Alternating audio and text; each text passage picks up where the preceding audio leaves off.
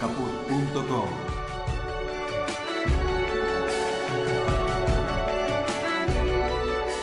Pero que nunca esté en caput.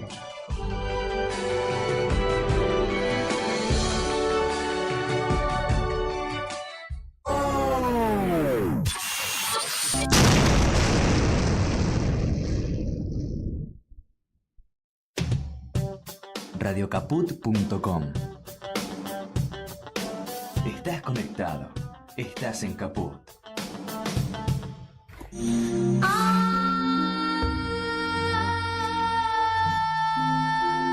Entrañables.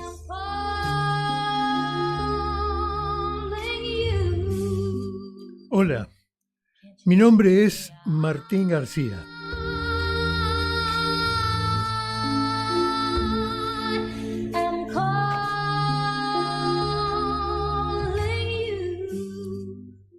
Hoy vamos a entrevistar a un arquitecto y a un humorista, ambos en la misma persona.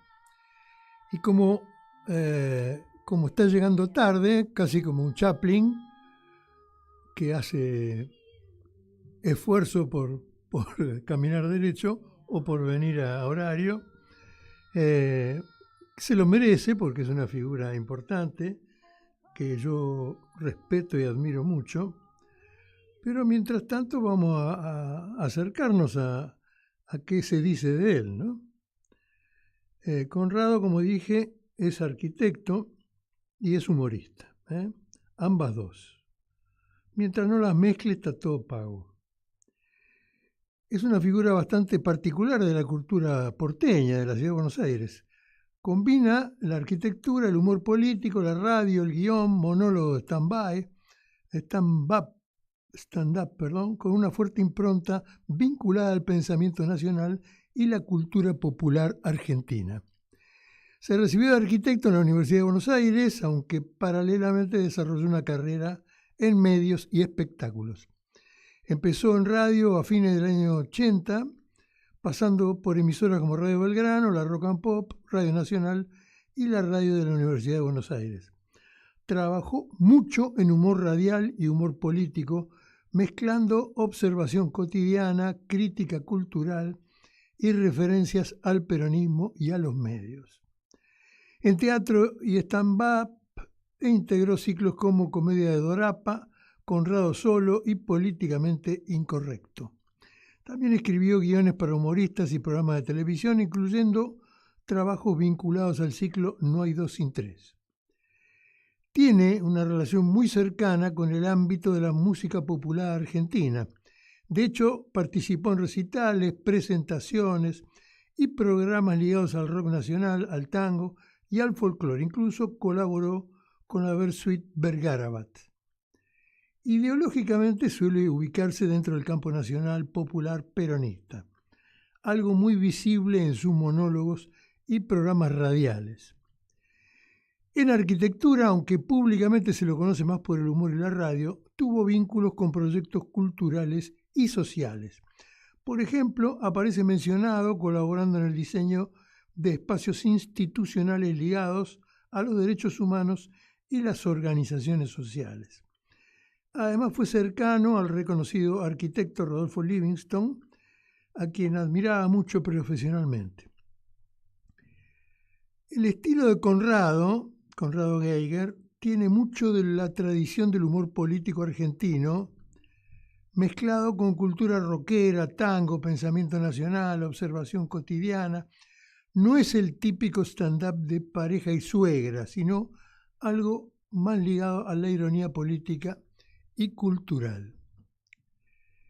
A los medios de comunicación, al consumismo, a la identidad cultural argentina, al peronismo, al rock nacional y contradicciones de la clase media porteña. Una característica suerte de él es que mezcla el humor con llegar tarde con la reflexión política. En varios reportajes, el mismo Conrado plantea que el humor sirve para desarmar solemnidades y para pensar la realidad desde otro lugar. En radio tuvo bastante presencia en la escena alternativa y cultural porteña desde fines de los 80. Estuvo en Radio Belgrano, en la Rock and Pop, en Radio Ciudad, en Radio Nacional y en la radio de la Universidad de Buenos Aires. También a radios vinculadas a espacios culturales y de derechos humanos. Estuvo vinculado con artistas como el Palo Pandolfo, Gabo Ferro, Bersuit Vergarabat y Ariel Prat, que si no está acá está en España, y si no está en España está acá. De hecho, participó en movidas culturales under y poéticas de los años 90 vinculados a lecturas performáticas y cruces entre música y humor. En cuanto al peronismo cultural, Geiger suele ubicarse dentro de una línea nacional y popular cercana a la reivindicación de la cultura popular, los derechos humanos, el rock nacional como identidad cultural y cierta tradición del pensamiento peronista no liberal. Por eso también trabajó en programas de Radio Nacional relacionados con la memoria, derechos humanos, como historias fragmentadas. Bienvenido, Conrado. ¿Qué dice? Mil disculpas. Dice que no, que todo bien. Pasan las mejores familias. Oh, ¿quién me estuvo espiando? ¿Quién mandó eso? ¿La CIDE? Se lo vincula al estilo dentro de lo que es Tato Bores, Rudy. Bien. Por ahí andás. En general, yo me río mucho cuando lo veo trabajar de humorista, porque es un humor seco que siempre guarda un as en la manga y que pone la mejor cara de yo no fui cuando dice las cosas más interesantes. Bienvenido, Conrado. Gracias por la invitación, Martín. Una vieja deuda que teníamos. Bueno, está paga.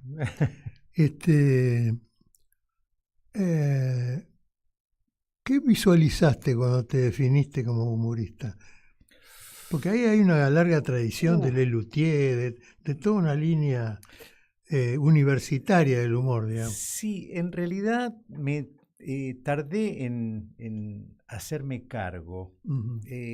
Yo vengo de una familia científicos, mis viejos, los dos, trabajaron en energía atómica. Para mí siempre venía la primaria, la secundaria y después la universidad. O sea, estaba absolutamente fuera de mi espectro pensar en dedicarme al humor. Paralelamente a esto, en mi familia había mucho sentido del humor, tanto mi vieja como mi viejo. Mi viejo era un gran contador de chistes y mi vieja tenía mucho humor. Y yo empecé, me acuerdo que sacamos una revista en la primaria, haciendo humor gráfico en la revista en la primaria. Después dirigí una revista en la secundaria, que supuestamente era la revista del Departamento de Educación Física, pero terminó siendo de humor. Después dirigí la sección de humor de la revista de la facultad del Centro de Estudiantes de Arquitectura. Entonces, es algo que siempre estuvo, pero como siempre estuvo, nunca lo puse en valor, ¿no? Y creo que, bueno, terminando la facultad, yo ya ahí empecé a hacer radio. Y de hecho, me acuerdo cuando hacíamos con algunas cosas claras que yo pedía que no me anuncien como humorista, sino que dijeran nomás comentarios. Porque sentía que decir humor ya ponía como una expectativa encima y que comentarios me liberaba a hacer comentarios, donde yo podía hacer un comentario cualquiera o de golpe tirar una humorada y que iba a tener un marco de sorpresa, y de recepción más agradable. Bueno, pero sos un humorista. Sí, lo soy. Digo, todo lo demás me formé y en esto, por supuesto, me formé, consumí mucho humor toda la vida. Nombraba a Lelutier, Fontana Rosa. Yo hubiese querido ser Fontana Rosa realmente. Pero bueno, fue sucediendo y después empecé a ejercitarlo y empecé a descubrir que yo lo hacía con facilidad, con gracia y que del otro lado recibía aceptación. Entonces, acá estamos. Hay grandes humoristas en Argentina. Fontana Rosa es uno. Es uno, sí. Es un humor tremendo, ¿no? Desarma todo. Sí. Le das una casa y te hace una pila de ladrillos. A mí me gustaba mucho de los libros de él esa capacidad de mímesis, de hacer como textos a la manera de, ¿no? Entonces de golpe era una parodia, no sé, a Selecciones de Reader's Digest, o era a un un paper académico o era una revista literaria, y cómo él, digamos, podía sacarle la ficha al género que fuera y poder volver a plasmarla en un tono de sátira, de parodia, qué sé yo. Eso Él se siempre- reía de todo, me Sí. parece. Sí, sí, sí. Y elegía rubros para expresarse mejor, pero le importaba un pito todo en ese sentido, digamos. No respetaba mucho ningún género, sino Claro, sí, sí. Yo me acuerdo una vez que lo disfrutaba, digamos. en las décadas del 90, cuando se hablaba de la posmodernidad y que con una novia que yo tenía en esa época decíamos, esto es posmoderno. Es esta capacidad de romper todo y volver a hacerlo, convirtiéndolo en otra cosa, que aparte muchas veces era mucho mejor leer una parodia de un texto de Reader's Digest de Fontana Rosa que un texto de Reader's Digest. Claro, el Reader's Digest no estaba preparado para que nadie se riera. Claro, sí, sí, sí. Pero hacer de Reader's Digest era gracioso. Sí, sí. Y además, la gente del humor ha hecho un aporte grande a la cultura argentina. No sé si solamente argentina o particularmente porteña o rosarina, o bueno. Sí, Córdoba tuvo la revista Córdoba. Hortensia, que en su momento fue también un faro. Sí, además una creación muy humilde, digamos, que nace y se empieza a florecer por todos lados. Y un humor muy local, ¿no? Sí.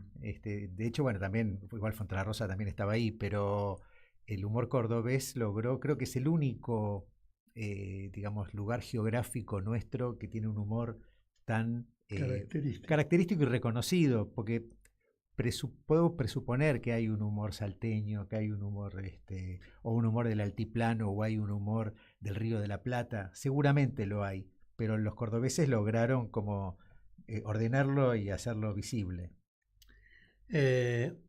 Cuando uno viaja por las provincias y está comprometido con algún evento, alguna cosa,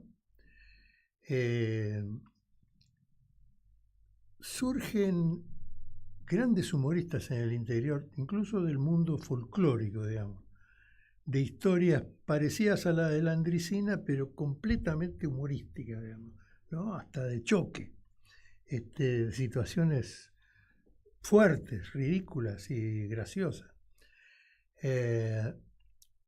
Yo ubico el humor tuyo más cerca de los ingleses, digamos, porque, bueno, es un humor más fino, digamos, y al mismo tiempo una traición a la solemnidad, digamos, porque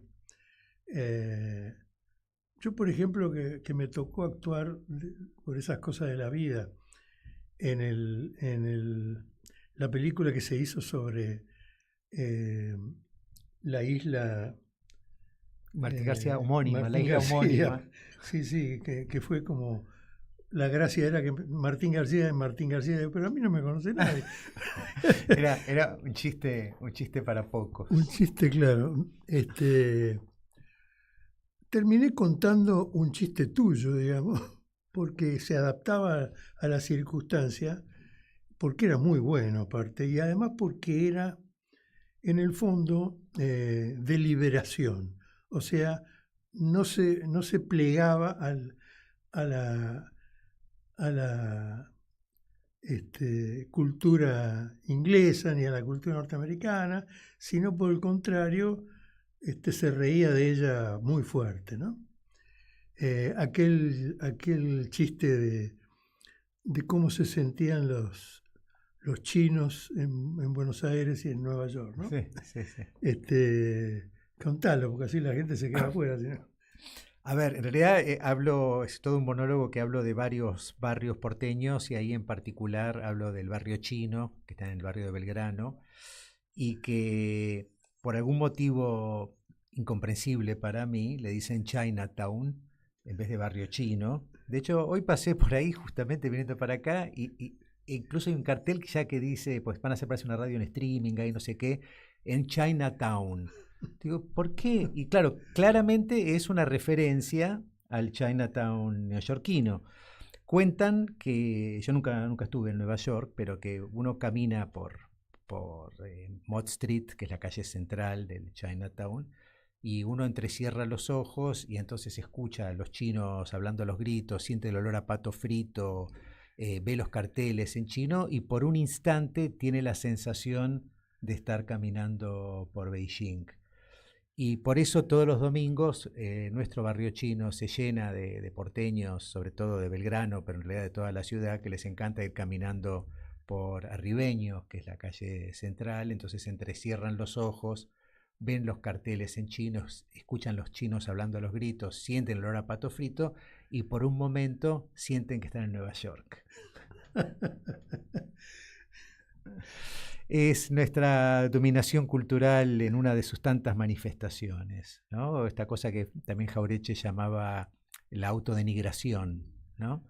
Donde siempre hay que ponerse como debajo del otro. Porque, debajo de la media. Claro, hay un barrio chino en Nueva York, porque fueron chinos a Nueva York y hicieron un barrio chino. Y nosotros tenemos un barrio chino acá, porque vinieron acá e hicieron un barrio chino. Pero la única similitud que tienen es esa, y no son parecidos los dos barrios. De hecho, el barrio chino de Nueva York, por lo que entiendo, es muchísimo más grande. Y por otro lado, el nuestro creo que es taiwanés. Pero bueno, son discusiones. Pero siempre nos ponemos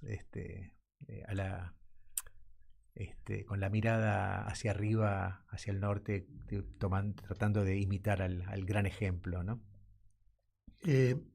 ¿Cómo es el humor argentino o porteño, digamos, para no dejar afuera a nadie? La verdad que no lo sé. Bueno. No lo puedo definir. Sí creo que diletemos. Tenemos claramente un humor urbano. Hay algo del porteño. Esto es una cosa que también contaba en una época, que se dice que en toda Latinoamérica se dice que los argentinos somos cancheros, sobradores, fanfarrones, egocéntricos, y es mentira. En realidad es muy injusto que se diga eso, porque no son los argentinos, sino que somos los porteños. El resto no tiene con qué.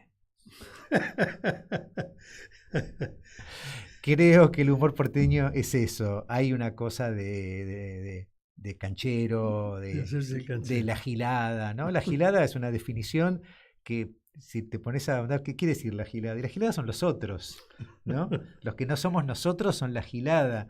Entonces hay cientos de grupitos que se refieren a los demás como la gilada, con claramente una connotación de superioridad respecto a los otros. Yo creo que va por ahí el humor, o la mirada porteña, consecuentemente el humor.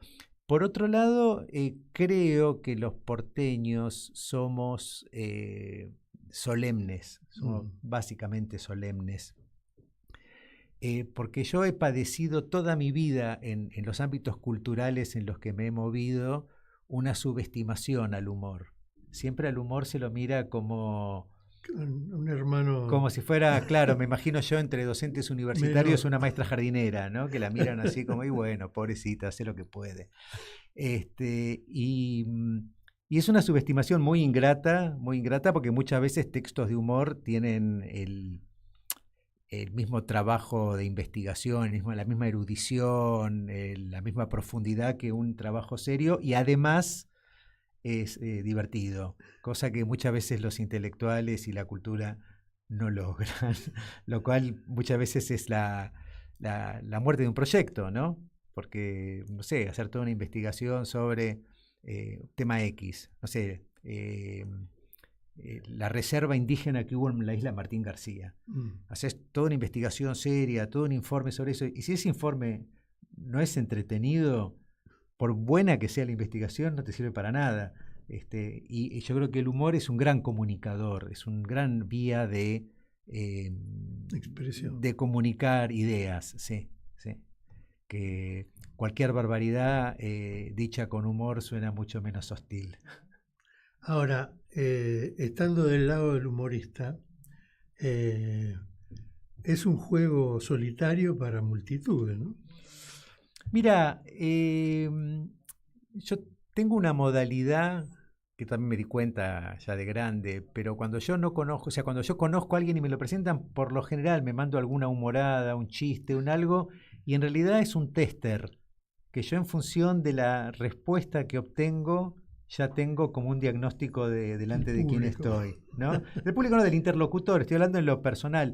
Y después veo que eso se traspola, claro, al público. Quiero decir, no es solitario en tanto hay una necesidad angustiante del otro y de la comprensión del otro. Yo hace muchos años que hago humor y hace muchos años que hago esto porque esto fue todo un proceso hasta pararme frente a un público a hablar. Y en ese camino me tocó varias veces hacer eventos, casamientos, eventos empresariales, todo tipo de cosas que siempre son desde el lado económico algo muy deseable, pero desde la experiencia en sí una cosa horrenda, horrenda. Eso de estar, no sé, en una cena de fin de año de una empresa, entonces están ahí en una mesa, son, no sé, 60 personas. Y aparece el gracioso ahí a hablar, y vos te das cuenta que hay un chabón que estuvo todo el año trabajándose a una minita que labura con él, y por fin ese es su momento del año de estar sentado en una cena con ella, que es su gran ocasión.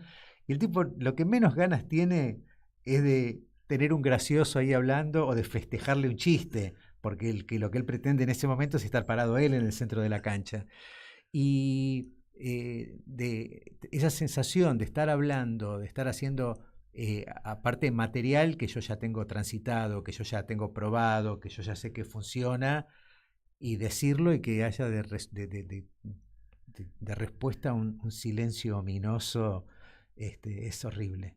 Quiero decir, para hacer humor es solitario, sí, uno como comunicador, pero la presencia de los demás es fundamental, y la devolución, sobre todo en forma de risas, ¿no? La devolución en forma de bucheo tampoco es bienvenida.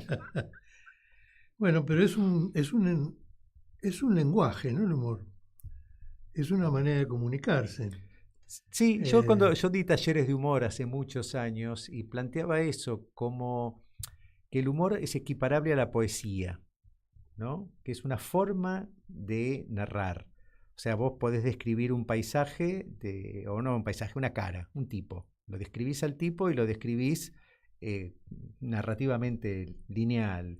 Mide 1,80 m, tiene pelo negro, tiene puesto un sobre todo gris.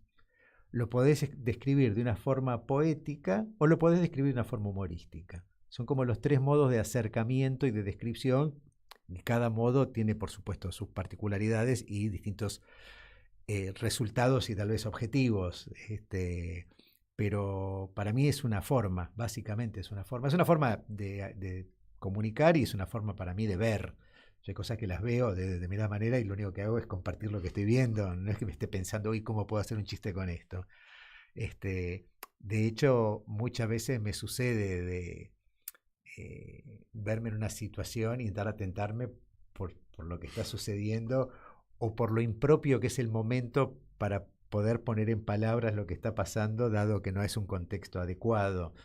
La reunión de trabajo, aunque lo he hecho en reuniones de trabajo, o sea, se te ocurre un chiste cuando no deberías compartirlo porque no está el Claro, me clima. acuerdo, una que puedo contar, que esta nunca lo conté en público, fue cuando hicimos Tango por la Identidad. Tango por la Identidad fue un evento que hicimos para las abuelas de Plaza de Mayo, donde se hizo un concurso de letras de tango. Los ganadores fueron premiados con que sus letras fueron musicalizadas por grandes músicos del tango, y esto se presentó en el Teatro Cervantes con la orquesta, ¿cómo se llama? La Orquesta Nacional del Teatro Cervantes, y sumados una cantidad de cantores que vinieron cada uno a cantar un tango distinto, algunos cantores de tango y otros de rock. Estaba, me acuerdo, el Pelado Cordera, estaba Cladita Puyó, Raúl Lavie. Fue un evento realmente, Latana Rinaldi, y yo estaba de maestro de ceremonias,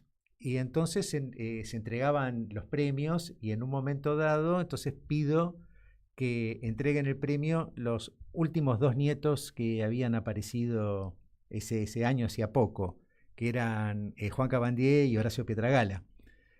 Entonces los convoco al escenario y no venían, y yo estaba por decir, otra vez, chicos. Pero estaba el teatro lleno, claramente no daba, y me acuerdo que Cordera me dice, yo te veía y sabía perfectamente lo que estabas pensando. Y bueno, pero no daba. Después, ese mismo día puedo haberlo contado y nos podemos matar de risa, pero en ese lugar, en ese momento, no daba y era un chistazo. Era un chistazo. Hay mucho de eso, sí. Sí, y me pasa también muchas veces de decirle barbaridades a alguna figura que me cruzo porque otra vez se me ocurre y no puedo, digo, si Es un agasajo también. eh, Para quien te conoce, es un agasajo. puede ser, esta también la voy a contar, esta creo que ya la he contado, pero era el cumpleaños de un amigo, un peluquero de teatro, hacía una cena en un restaurante. Entonces había una mesa larga, como no sé, para 30 personas. Llegamos temprano y había 5 o 6 nomás. Entre otros estaba Soledad Silveira con Chacho Álvarez, que en ese momento eran pareja. En cuanto se termina de conformar toda la mesa y estamos todos sentados, se para solita y dice, nosotros nos vamos, nos vamos porque tenemos otra reunión, qué sé yo, y Chacho empieza a recorrer la mesa y darnos la mano a todos uno por uno. Entonces yo dije por lo bajo una cosita y estaba Paola de un lado y Dani Campomenosi del otro agarrándome, ni se te ocurra, ni se te ocurra. Y cuando vino Chacho, yo, sí, cuando me viene Chacho, me paro y le digo, ¿vos siempre te vas antes?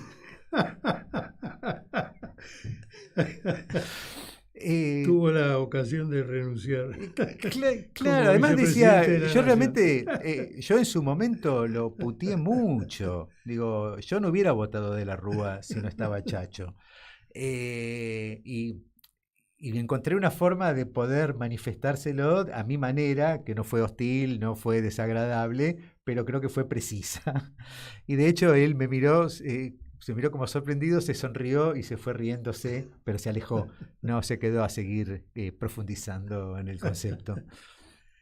Bueno, existe la posibilidad de comerse un agravio si uno actúa y utiliza el humor para animar una situación con alguien que no tiene humor, ¿no? Sí, sabes que nunca me pasó, el temor siempre está, pero la verdad yo ya me defino como comediante de riesgo, porque muchas veces me vi en situaciones donde, como estas que conté, y hay muchas, o en escena, de que pasa algo y entonces capitalizarlo y después siempre preguntan, ¿y no tenés miedo? La verdad que en el momento no, asumo que el riesgo existe, pero por suerte el humor es más fuerte. Hay un legado de Lelutier, ¿no? Sí, claro. En el mundo del humor y de cierta forma del humor, ¿no? Yo la verdad siempre me pregunté por qué no tuvieron herederos, ¿no? Porque de cada humorista vos podés reconocer como, qué sé yo, estaba Jorge Corona y después de Jorge Corona aparecieron muchos otros, que capaz ya también existían antes, pero a la manera de, o Landricina con sus cuentos, hay otros contadores así telúricos de historias, y Lelutier realmente abrió una puerta gigante para hacer esta mezcolanza entre humor y música y nunca sucedió. Sé que en Córdoba había una especie de banda tributo que hacían temas de Lelutier a la manera de Lelutier, el repertorio de Lelutier, pero no nadie más que se haya dedicado. Después está Hugo Varela, que sería como la versión Pop de Lelutier, ¿no? Él también con sus instrumentos y qué sé yo, pero que también son congéneres, digo, no pienso que Hugo Varela sea una descendencia de Lelutier. Y siempre me llamó la atención eso, porque a mí me hubiera encantado, digo, poder armar. De hecho, vengo intentando hacer cosas con músicos y sé que una impronta ahí hay de como que la música y el humor se llevan muy bien. Ahí estuvo Fontana Rosa trabajando para Lelutier. Claro, la última época, no sé, los últimos 15 años, pero Sí, mucho tiempo, cuando ellos ya eran Lelutier. ya eran, pero claramente se dieron cuenta de que ya estaban tocando un techo, como que ellos ya en ese terreno ya se les había agotado, la parte musical seguía fuerte, la parte de actuación había crecido mucho también, porque yo cuando empezaron, me acuerdo en el desarrollo, yo vengo siguiendo el Lelutier desde los 13 años más o menos, cuando aparece el micrófono inalámbrico, que eso pega un giro, porque hasta ese momento eran micrófonos de pie, entonces todo el espectáculo estaba coordinado en función de eso. Cuando aparecen los micrófonos de pie, ellos empiezan a desplazarse por la escena. Quiero decir, también desarrollaron una cosa actoral, qué sé yo. Cuando se dan cuenta que en el humor se quedan cortos, o no sé cómo habrá sido que les cayó la ficha, lo llaman a Fontana Rosa y él pasó a ser o el guionista o el aportador de ideas, no sé cómo sería. Eso me gustaría saberlo, cómo era el modus operandi, o si ellos le traían ya una idea armada de algo que estaban trabajando para que él les meta chistes. Eso existe en cine también, el gagman, que es el tipo el que se especializa en, qué sé yo, en un determinado diálogo meter remates, chistes, no sé cómo sería.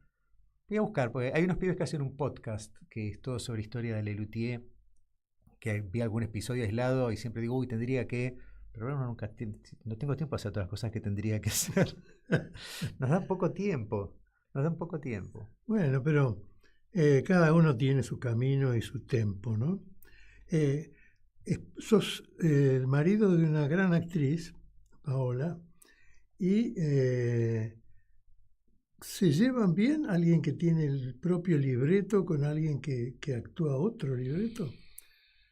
Porque vos tenés tu propio libreto, digamos, el humor lo construís. Claro, mira... sos el autor, digamos, ¿no? Yo creo, a relato. ver, nosotros cuando empezamos... También se pueden... Cuando nos conocimos, cuando empezamos, yo de hecho le escribí a ella un unipersonal que ella hacía, que era con textos míos y poemas de Idea Vilariño. Y que fue debut y despedida. Digo, de ahí nació nuestra relación, pero nunca más volvimos a hacer nada juntos. Yo creo que hay una zona de choque, hay una zona de incompatibilidad, una zona de, si se quiere, de celo profesional. Sí, yo creo que sí. Claro, porque, digamos, en este caso, el humorista vendría a ser el guionista, digamos, el autor, todo el tiempo. Y ella solo actúa. Y actuar es someterse a cada autor, digamos, ¿no? Y sí, pero... Pero no al humorista, digamos. Salvo que el humorista sea un autor para que una actriz lo interprete, ¿no? Sí. Yo creo que yo he hecho cosas con otros... escribí mucho para otros artistas. Todo lo que hicimos de Comedia Dorapa en sus inicios, sobre todo... Los guiones de Dani Campomenosi los hacíamos juntos, o sea, él tenía una idea sobre un tema, traía unos esbozos y el que los escribía finalmente era yo y él después lo terminaba de ajustar a su modo. Pero una época que me acuerdo que laburábamos mucho juntos y era muy notable donde a mí se me ocurrían de golpe, o si me ocurría un chiste, yo decía, este es un chiste para Dani. Este chiste si lo cuento yo no tiene ninguna gracia y si lo hace él va a ser explosivo, y al revés, hay material que es mío, que si lo digo yo es gracioso y si lo dice él puede quedar hostil. Y esto tampoco yo sabría especificar más que esto, pero era muy intuitivo decir esto es para mí, esto es para vos, y coincidíamos. Decía, che, se me ocurrió un chiste nuevo para vos, es tal cosa, uy sí, buenísimo, ¿dónde lo metemos? Es muy lindo. Bueno, me gusta mucho el laburo en equipo en realidad. Yo creo que es otra cosa que vengo de la arquitectura, que es una carrera que es fundamentalmente en equipo y trabajar en equipo siempre es mucho más, más productivo que trabajar más solo. humano, ¿no? Asociado. Conrado es arquitecto y trabaja de arquitecto, tiene tiene una publicación permanente que va encarando los distintos aspectos de la construcción, del hábitat, etcétera, sin humor, digamos.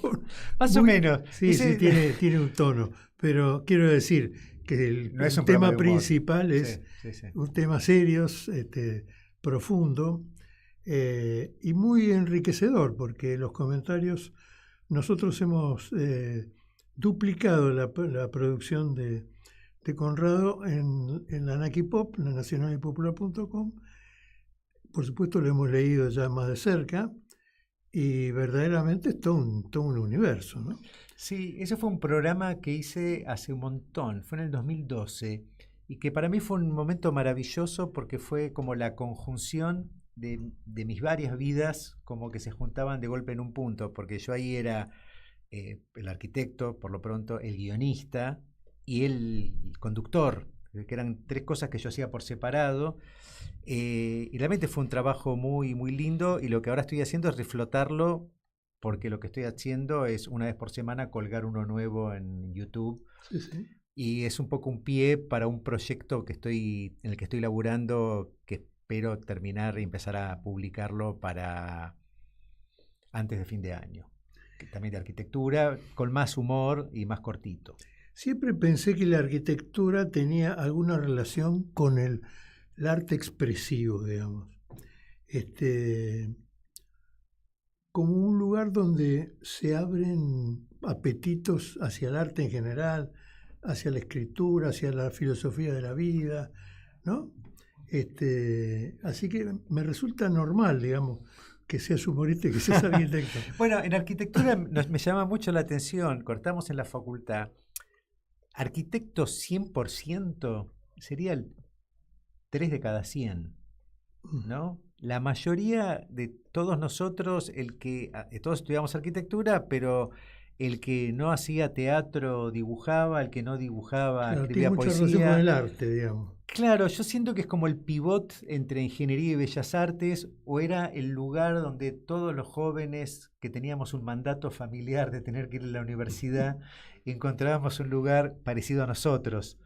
Y tenía otra cosa muy importante que hay que destacar, que éramos 50% varones y 50% mujeres, lo cual hacía la carrera muy atractiva y muy aconsejable. Porque en ingeniería, con una proporción creo que tienen de 10 a 1, de 9 a 1, es horrible.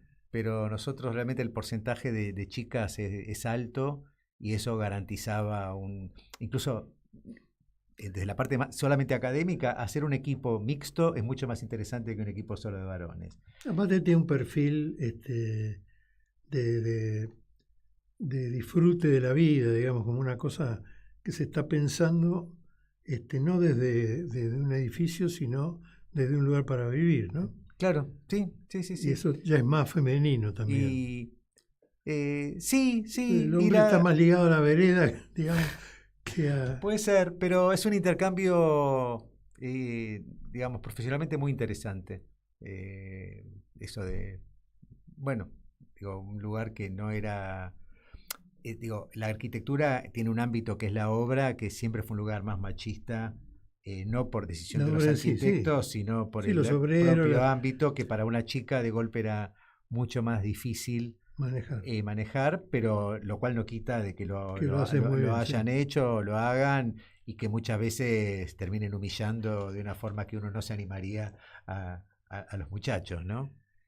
Ayer vi un documental chino donde los chinos deciden renegar del concreto, es decir, no tomar en cuenta más el concreto, el cemento, digamos, la mezcla, lo que termina de consolidar un edificio, una construcción, y deciden hacer los edificios en fábricas por módulo y que después lo único que hay que hacer es armarlo, que tiene, según ellos, una duración de 1000 años,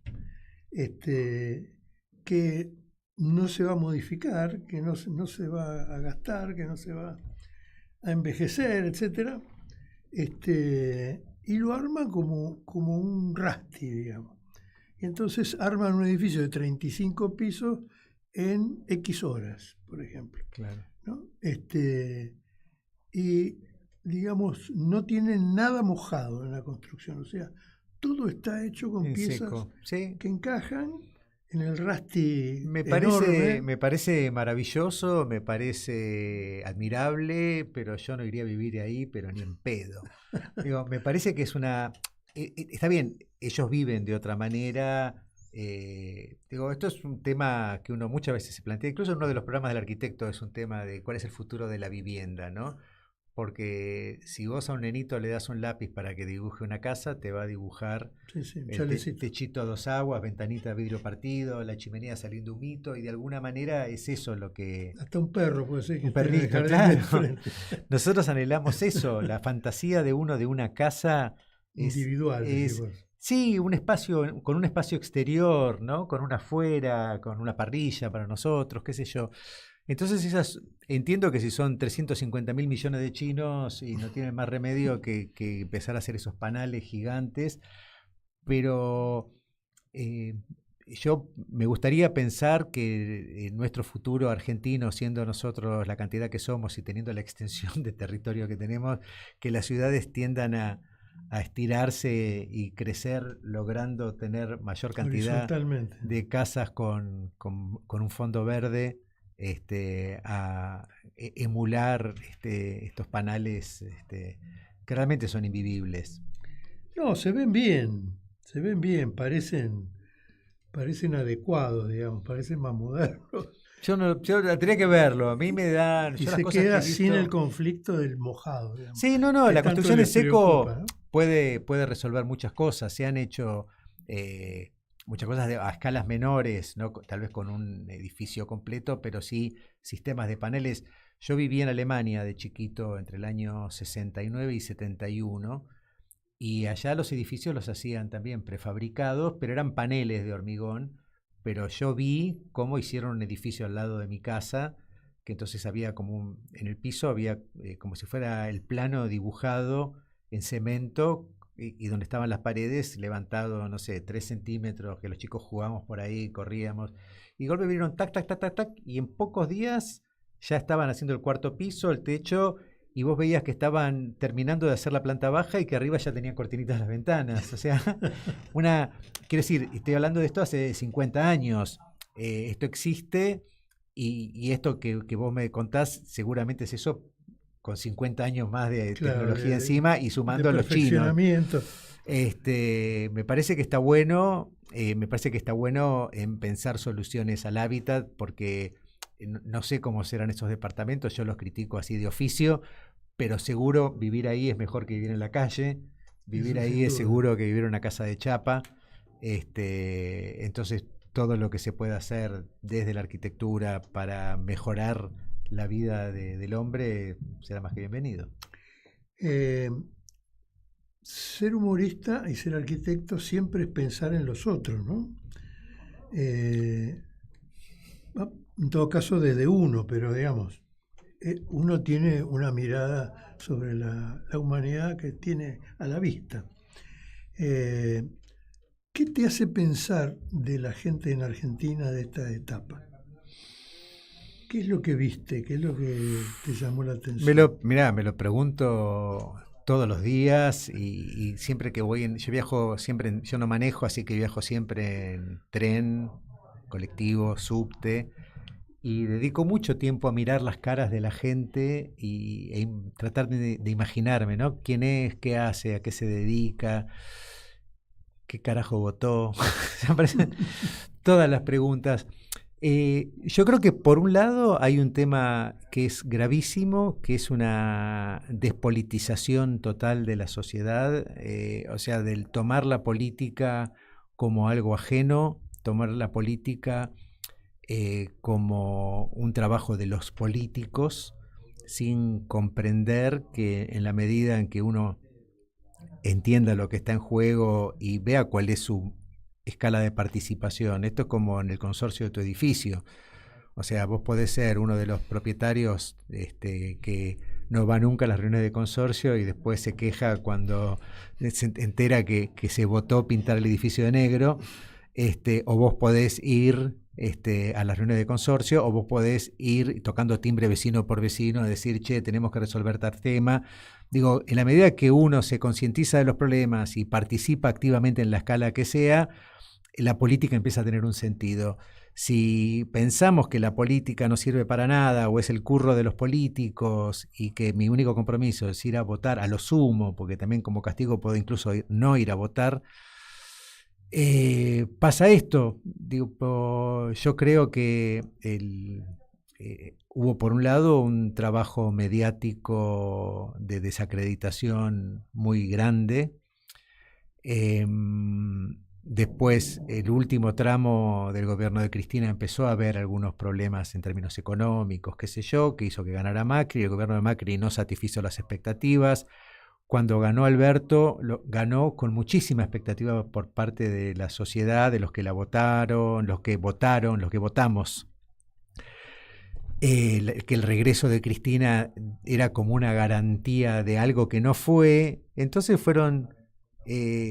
Macri no funcionó, el peronismo kirchnerista no funcionó y se abrió la puerta a la tercera opción, que era lo otro, era lo nuevo.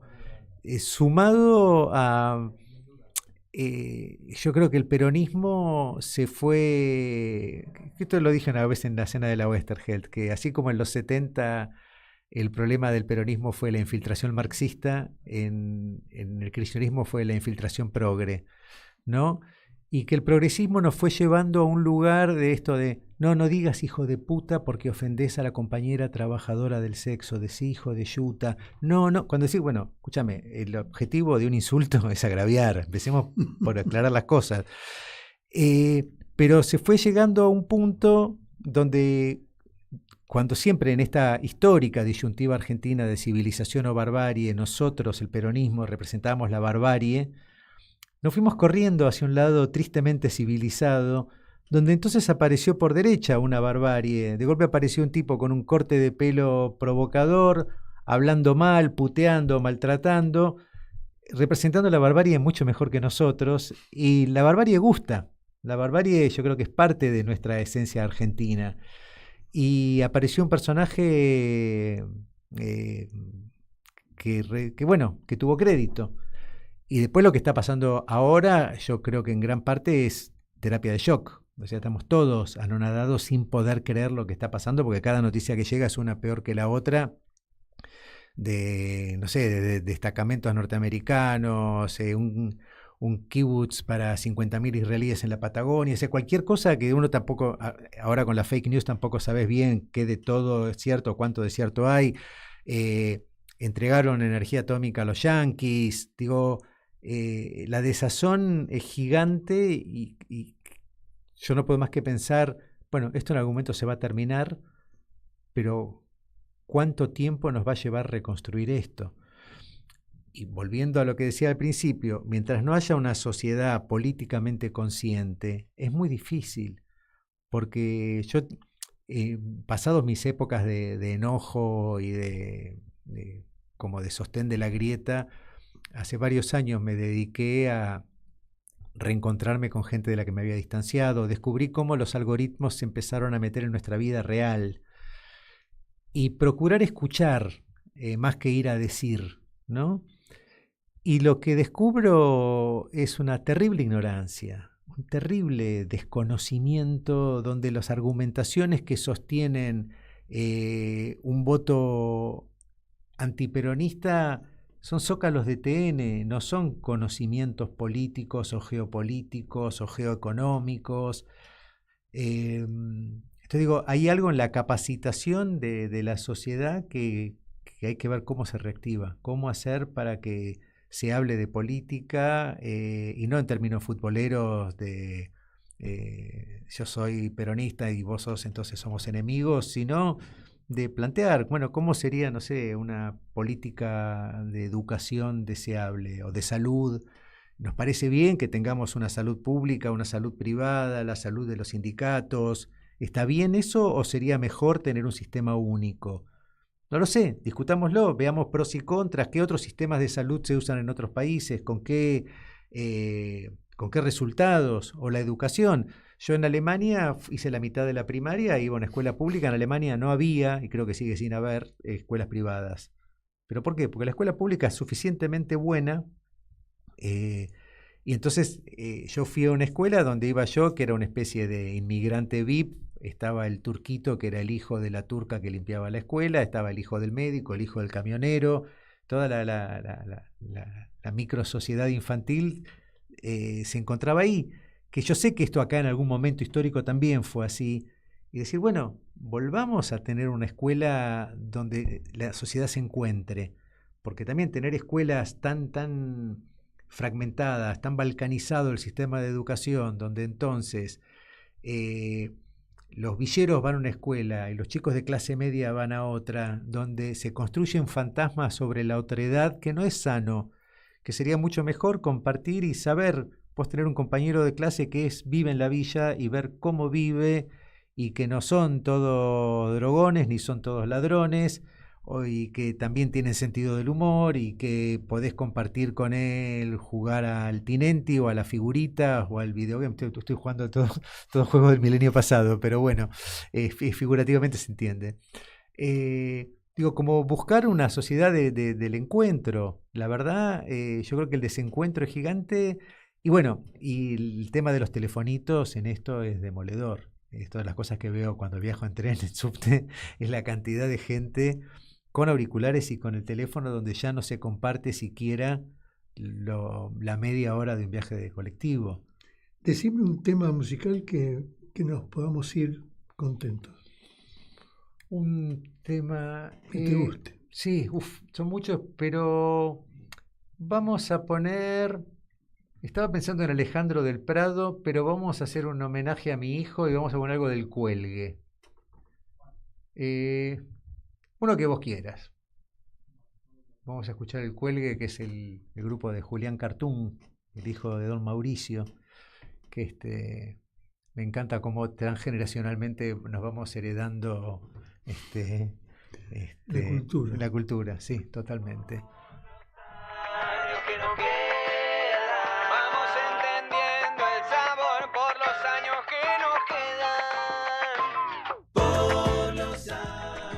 ¿Nos encontramos el martes que viene?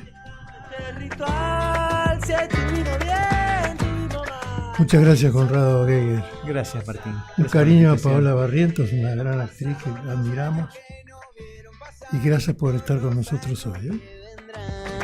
Buen día, pasé la noche casi temblando, pero a través de tu remera, pijama mío, lindo detalle que está al revés. Quiero ser simple como el romero o como las flores que vos sabés, que hasta en balcones te sale bueno, y ahí vas a ver por qué te pensé y me inspiré en los años que nos vieron andar, en los años pasajeros, por los años que nos quedan, por los años que vendrán.